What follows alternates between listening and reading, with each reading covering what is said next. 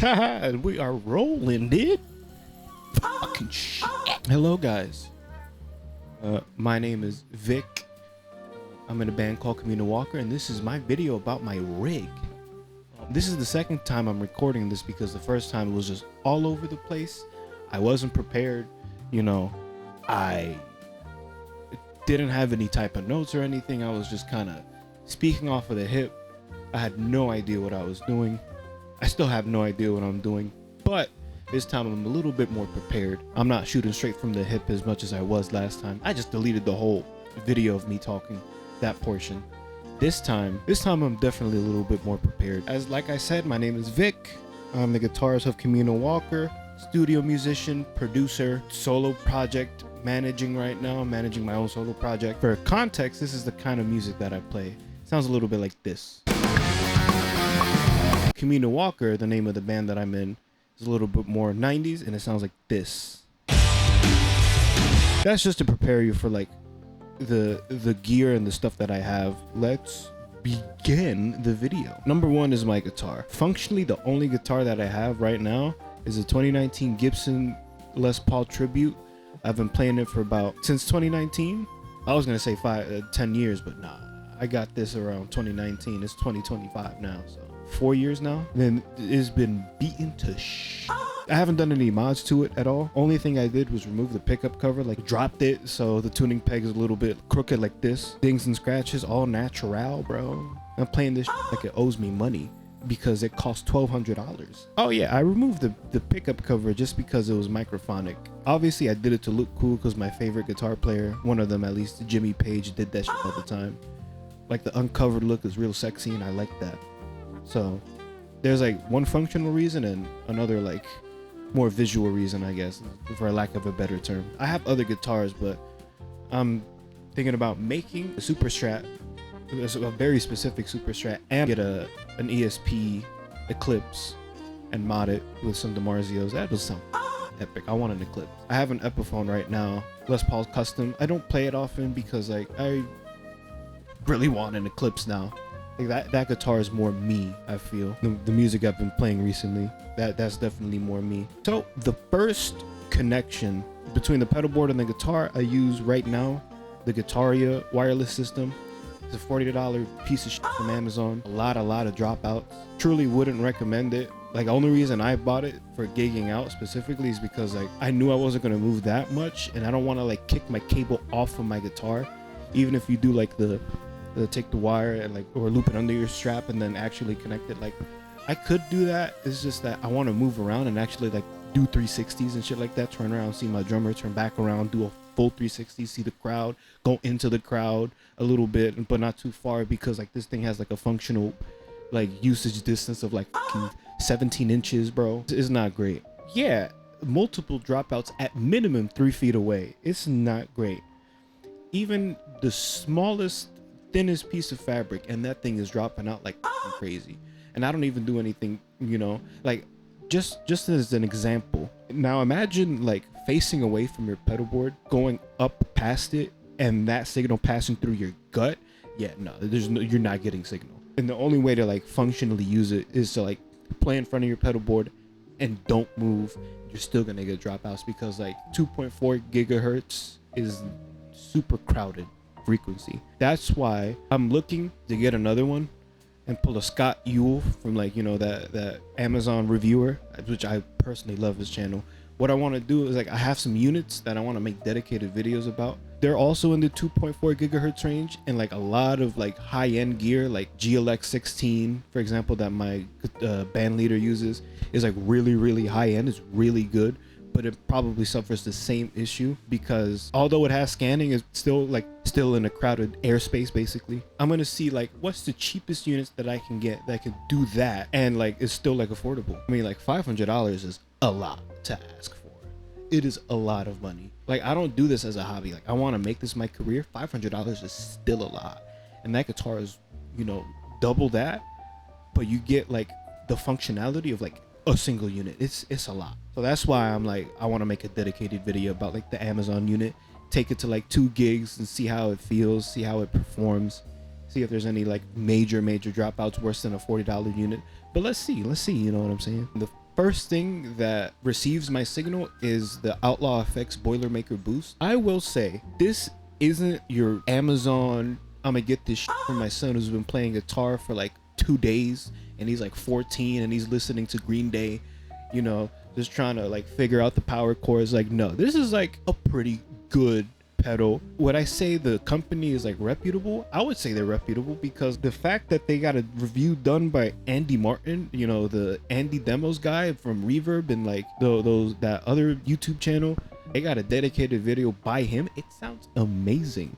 The first time I watched that video, I got it because of that, and I also got it because a treble knob, right? And I've been listening, at the time I was listening to a lot of Eric Clapton, and I really wanted that Beano tone. All I had was that and a little Champ 20 from Fender. It was really good for what it was. What it does now is boost the signal and give a little bit more treble for the Digitech drop. A lot of people say that the Digitech drop, oh my God, I'm not gonna say that 4 times fast. Everybody says that the drop is a little tone sucker. I'm lucky to own this and that at the same time. I got that gifted by my band leader. I can say that I don't notice it because I'm using that in conjunction with the Outlaw Effects. Works really good. Obviously, if you go past 5 semitones, it'll sound a little bit weird, but I don't use it for like recording purposes. I mean, I would, and I do, but I wouldn't use it past like 5 semitones. I'd probably just get another guitar to play a part and record it, you know what I mean? And live, I would just drop it all the way down. It sounds good. Nobody's gonna notice like the digital artifacts. Not really anyways. Nobody's like super keen on that. So it's really good for what it is. I don't have to bring like 17 guitars to play like 4 songs and shit. Like, no. This is a really, really good unit.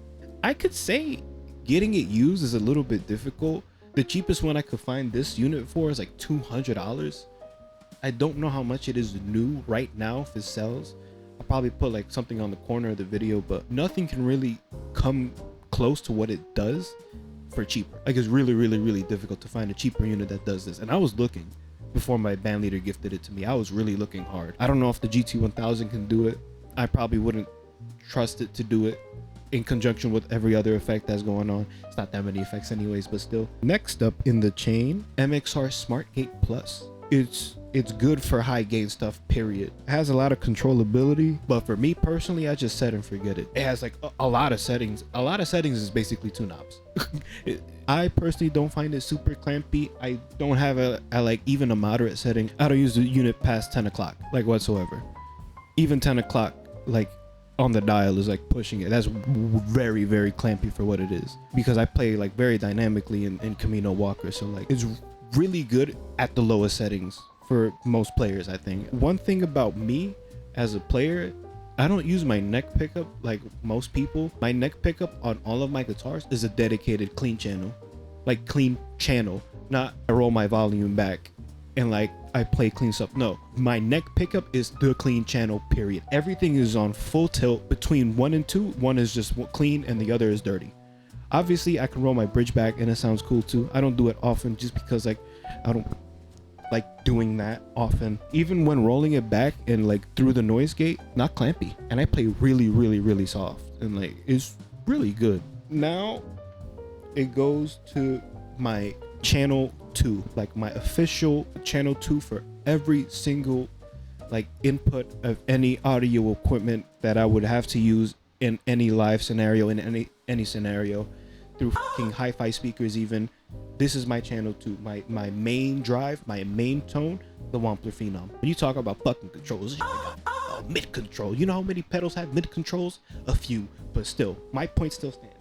The only reason I got this distortion pedal was because of the mid control. I could have gotten the JHS Angry Charlie. I could have gotten the AT pedal. I could have gotten, I know JHS has a few of them with mid pedals. They cost more than $100. This cost $100, at $100. There are some pedals that can do that with the mid control that cost a little less, but as soon as this thing came out, I'm like, dude, I gotta have it. Brian Wampler makes great shit. He decided to make something for $99, grabbing it. Managed to grab it used too for even less. Has a bright switch, has a classic switch, gain, volume, bass, mids, treble. That's all you need. I've run this with just an IR. Sounds good. sounds fine.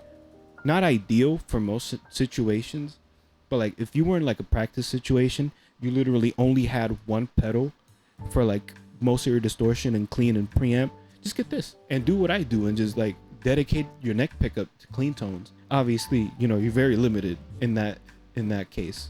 But if you pretty much only play rock music and anything heavier than like heavy pop, I don't even know what you would define as heavy pop. Yeah, Wampler Phenom all day, every day. It's easy just because of the price. The next pedal in the chain, you would think the order would be different. After the Wampler Phenom, it goes straight into my Super Overdrive. I like it for what it is and what it managed to do for me for the longest. But now that my rig is complete, I'm gonna have to get a different drive pedal, because I basically use my Boss SD1 as a solo boost. Guitar wisdom would say you probably wouldn't want to use the Boss SD1 as a solo boost as much as it is a solo like gain pedal, because you know it doesn't have a lot of volume. It has like a lot of gain and volume to push the front of your amp, but I think a lot of people would probably pick something else for a dedicated solo booster. I got it because it was $60. You're finding a running theme on my pedal choices. If this costs $60 and is from a reputable company that's been making pedals since like the 70s, early 70s, but David Gilmour used like a fucking slew of Boss pedals, so like I trust it, and it's $60. It has been serving me well. It's really, really good. I think I want to get something different because I really don't like the mid boost in like the 800 900 hertz range. I think it's a little bit too much. I tried playing with the tone controls, but it didn't work for me that well. So I want to get in replacement TCA Electronics Spark Booster. It has like the bass and treble controls, no mids, because you know me. I think that pedal would serve me better because it isn't mid heavy. It's more even because, you know, it's like a transparent boost. I'm gonna get that in replacement for the Super Overdrive. But it's been serving me well. I would recommend it if you wanted something more vocal. If you wanted a more vocal solo boost, I would say that.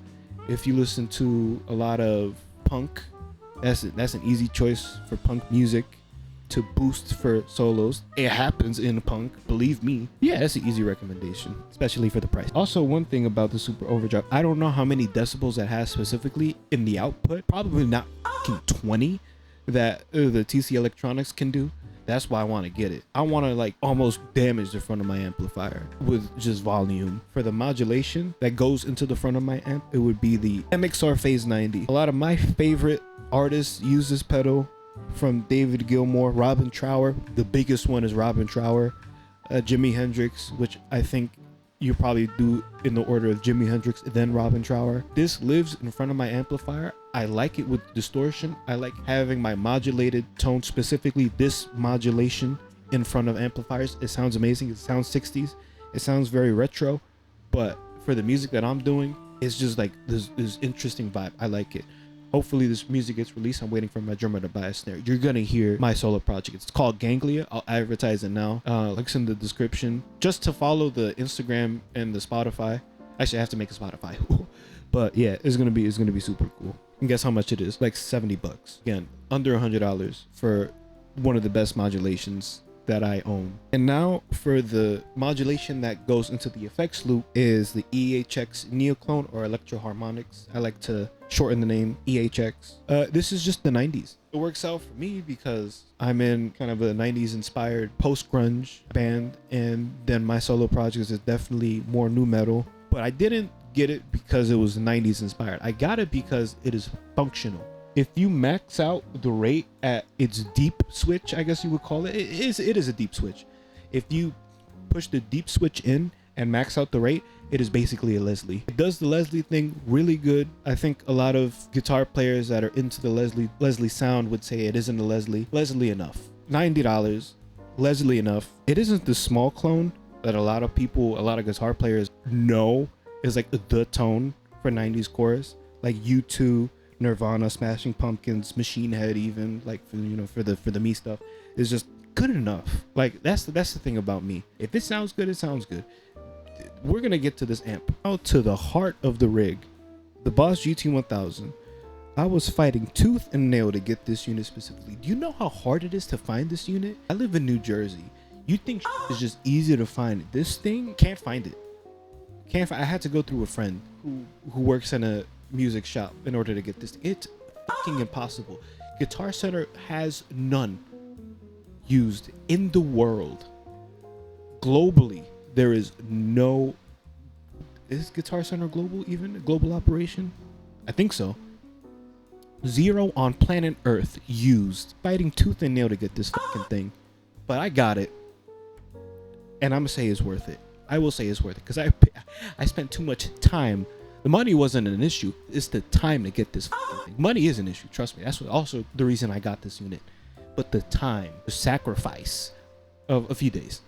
Anyways, it was a lot to get this fucking thing. I really could have folded and got something like more attainable, like the Line 6 HX Stomp or a Headrush unit or anything like the New X unit.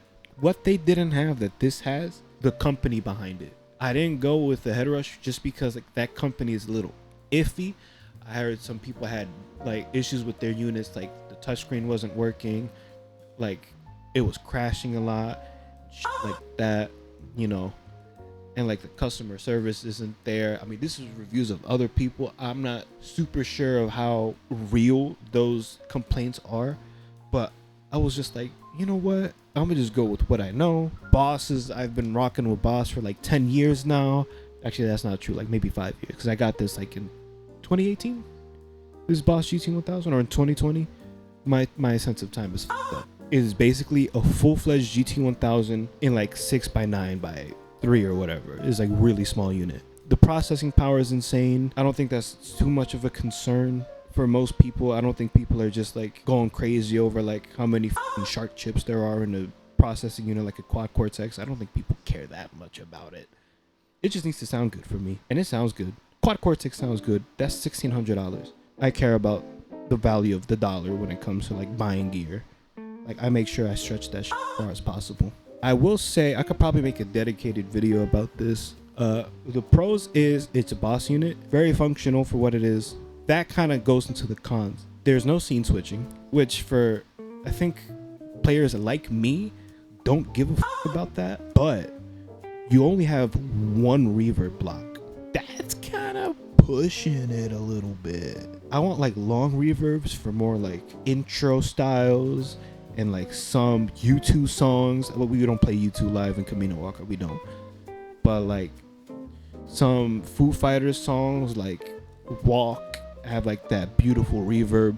I only have one block and I can't switch the scene, so I'm like stuck making a choice between keep it long and just turn it off and on, or keep it always on and have like a little bit of space in between your notes when you play. I opted for the space between the notes because I like reverb to do that. I'm not like super crazy about like super ethereal guitar tones. I'm not into that. That's another genre of music, but I just want like another reverb, just one more, and I'll be set. But unfortunately with the Boss GT 1000, you can't do that. You have one dedicated block for reverb and you cannot switch scenes. That's kind of that's pushing it for me. But I'll deal with that. I don't give a fuck. You could probably offload that because you have 2 effects loop. You can offload that job to another unit if you wanted to. Currently, I'm using the loop one to take the chorus in and out of the signal, which is probably for some people like a waste of an FX loop, but I only really use one modulation, so that's fine, and it's an all analog modulation, so I just like the fact that I could get it in and out of the loop real easy. And the second effects loop is going straight into the return of the amplifier, so there is no return on the pedal. It's just sends straight into the amp, because I don't know, for some reason, this is another con. I think it's the Boss doing it. When you try to send and return from the same time, I think something just disables in the programming, so you couldn't hear the preamp of the amp in the unit. And if you wanted to use another output to monitor yourself, you can only hear whatever the Boss outputs. It's weird. That's another con. I think with other units you can like send and return normally. Yeah, I think with the HX Stomp you could just send return to a preamp and you could hear the preamp of your real amp, no issues. This one disables something.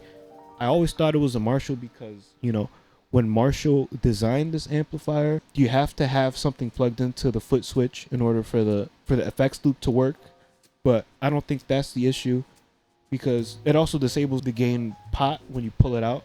Again, that's not an issue for me. Everything's coming from the pedal board. I always thought it was disabling itself because the amp noticed that it had ascend and return in it, but I think it's the pedal doing that. I couldn't figure it out. I just dealt with it, and instead of like trying to use the preamp of the amplifier to monitor myself, I just load an amp on a different chain to monitor myself. It works. It's something I do anyways. I could talk about more of my patches later in the video if it doesn't run too long. But now I'm fucking yapping today. Holy shit. But yeah, this is weird that the pedal does that. And now the Marshall origin.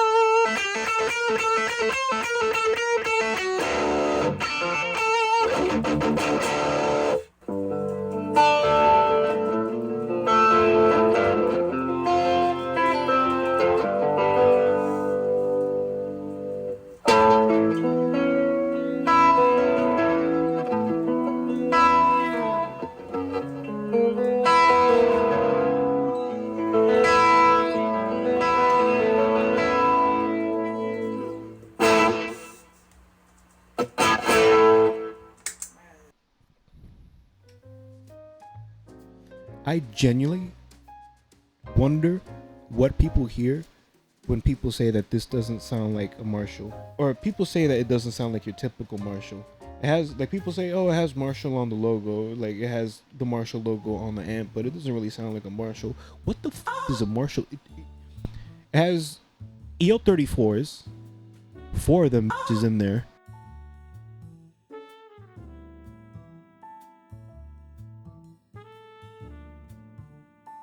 And 2 big ass power tubes that are used in other Marshall amps. You crank the fucking thing, it sounds like a Marshall. I don't understand. $500 is what I got this for. Brand new 750. A proper vintage Marshall owner would spit at you for $750. They wouldn't even like know you exist for $700. I put a blindfold on you. I play a JMP from the 70s. I play a 1987X from today.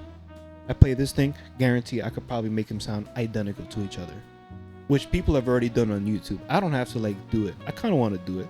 If this channel gets big, I want to make a video about that. 50 watt plexi. That's like my dream amp. Alex Lifeson, I think Ingve, I don't know. Actually, that's a good question. I don't know who plays 50 watt plexis. The biggest one for me is Alex Lifeson. This is my holy grail. My holy grail is $500. A lot of people would probably spend $2,000, $3,000, $4,000, $5,000 on an amplifier. $500. I didn't even gig this thing out yet. I whacked the gain. I put the master up to like 2 and then use my pedal board. Amazing. I have I'll talk about that in a second. I have a PS1 power soak. We'll get to that. I don't use it as a typical Marshall. I mean, when I say that, I think I'm lying a little bit. I want to say I use this as a clean pedal platform. So it isn't a pedal platform in the sense that, you know, I'm gonna get like pristine reverb and modulation, like all sounding really good. I'm probably gonna have to like max out the output switch to high and like compensate accordingly. I will say, even though I disagree with people saying that this isn't Marshall, I will concede and say like this is like the incestuous child of Marshall. It's just like everything in one, which is exactly what my complaint was. Like, who the says this isn't a Marshall? Like, but I will concede that it isn't one Marshall. Like, people couldn't point out like, oh, it's specifically a plexi from like the 70s or specifically a JMP. Like, okay, I'll concede. But I will say it is a great pedal platform because of that. You have the toe control, which mimics the high and normal inputs. It has presence, it has treble, it has 3 different tone controls. That's really good. I don't know if this tilt control controls like a specific cue, maybe like, I don't know, treble controls like anything below, anything like at 5 to 7K, presence 10K above, and then tilt is something somewhere in between that. I don't know specifically, but yeah, really good pedal platform. Obviously the FX loop, you know, is disabled unless you have a foot switch. I just have like a 1/4 inch. I just put it in. I don't use the pull out gain because I have a pedal board. That's pretty much the idea. I am interested in the idea of running dual amps. If I wanted to get another amplifier, it'd probably be a high watt, but the T series, I guess, the high watt T40. There's a 40 watt version. I would want to get a high watt in this, mix it. It would sound really good. It'd be dual mono, different cabinets, different speakers. It would sound awesome. The T40 you could find for about $750. Probably not $500. I want to see if I can snag a deal for that. Or I'd probably just use a Behringer amp. I want to try stuff out. I want this channel to be like a repository for like cheap shit. Because I feel like a lot of players, all they see on YouTube is a lot of really, really good players playing really, really expensive gear. I'm not a good player by any means. Like, I'm okay, I think. I just want to like represent the working class, I guess. I work 40 hours a week. I really want to make this guitar my career. Even if it like becomes really successful, this is my holy grail. Like, I really don't want anything else. I'm really trying really hard to like think about like what's the most expensive thing that I want. And it's just like other shit. Like, I want a Lexus RCF. And now we go to the cabinet.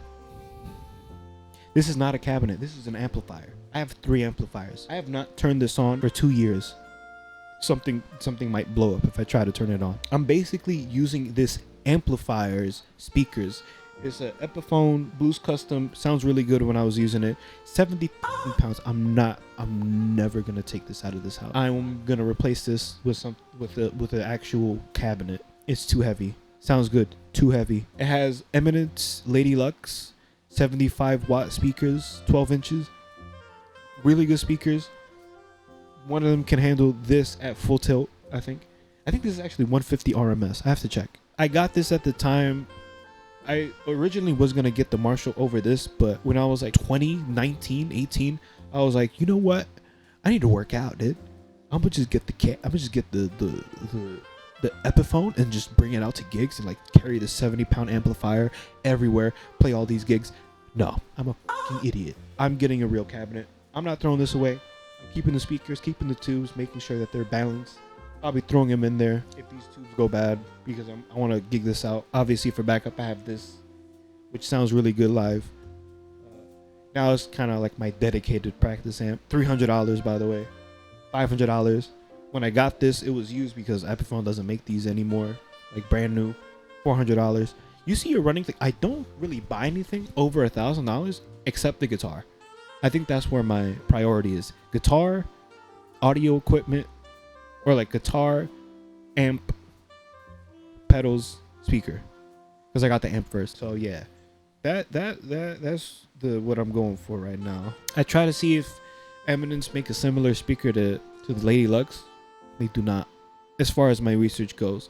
They have a lot of good speakers. Everything costs $1 million on the Eminence website. I can't find anything cheaper than $200. Like there's like Cannabis Rex for like $150 for one speaker. Like, dude, I gotta find some nice speakers. Electro Harmonics makes speakers for like $50, $70. I really want to try them out.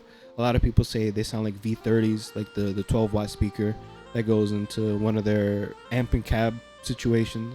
I want to try that. I think the MiG 50 comp, like amp and cab package deal, I want to try those speakers if I like them. They're non-returnable, but they're cheap enough where I could just get them used and try them out. Hook them up to like a 1x12 situation. I have to see. There's not a lot of space in this house. In my living situation, there's not a lot of space. But I do want to find like gig-worthy speakers. Obviously, the Lady Lux I'm going to gig out. That's fine. Just in case like the speakers blow up, I want like a reliable backup that I can like get at any point in time. Which is why I'm looking at the Electro Harmonic speakers. Because people say it sounds really good. But, you know, I'll be the judge of that. Probably make a dedicated video because I really do want to buy those speakers. I saw the Jim Lil video. If I could, I'd make the fucking thing out of plastic, the speaker cabinet. I want to make a dedicated video about like going to like a furniture store, a custom furniture maker, and just download like generic 2x12 plans and just make this out of like the lightest wood imaginable, and like still being structurally good for like 100 decibel plus for like 2 hours straight at most. I want to build something as cheap as possible, as light as possible, to house speakers, and I'll do the wiring myself. I'll take it to my band later and do stuff like that. But right now, that's my situation. I really want to get something light because 70 pounds, bro. This thing is made out of titanium wood. That's an OF name for sure. Titanium wood. Anyways, yeah, that's basically my entire rig. I don't know if I have anything else to say. The PS1 isn't hooked up. I bought it to use it with the real cabinet. Well, my dumbass doesn't own a real cabinet, so I gotta wait to use that. That's it. More videos to come. Really want to make this, you know, channel. I really want to upload a lot of stuff. The next video, I'm probably gonna do a breakdown of my patches. It's gonna be a shorter video because I only have 4 patches. And yeah, all this stuff is really good. Please like and subscribe. I don't know what my upload schedule is gonna be. I want to upload like maybe twice a week, as much as possible within like a reliable time span. I just need to like have a lot of ideas for videos. I just want to have a lot of stuff on the back burner. Like I have a lot of ideas. I also stream on Twitch, but that's for later. I'm still like setting it up, taking a few days for that. And yeah, I just want to be a little busy. I just want to like do stuff, you know what I mean? And yeah, I'm gonna call this a video and the recording and play some guitar because I need to practice every day. Yeah guys, thank you. Please like and subscribe for more.